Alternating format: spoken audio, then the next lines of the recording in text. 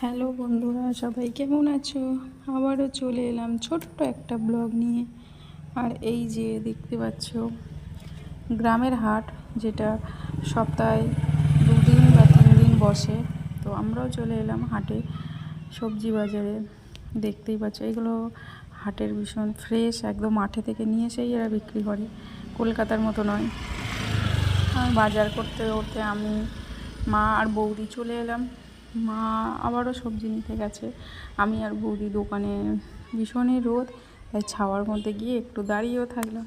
তারপরে মা পান খায়, পানও নিল। পেছনে আমি আর বৌদি দাঁড়িয়ে আছি। আর এই যে দেখছো কত ফ্রেশ একদম। তারপরে বাজার করে আবার আমরা বাইরে বেরিয়ে আসলাম। আসার পরে মা চলে যাচ্ছে ফল দোকানে, আর আমিও পেছন পেছন ভিডিও করতে লাগলাম।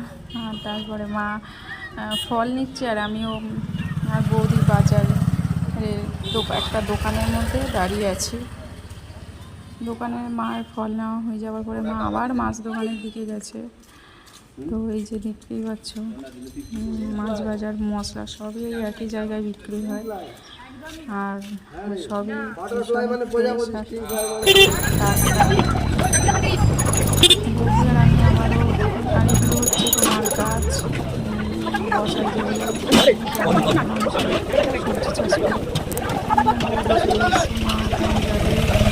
চপ কিনতে। আমি বৌদি বসে থাকলাম একটা দোকানে।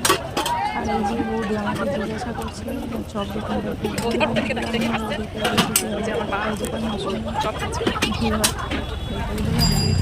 আজকে ছোট্ট একটা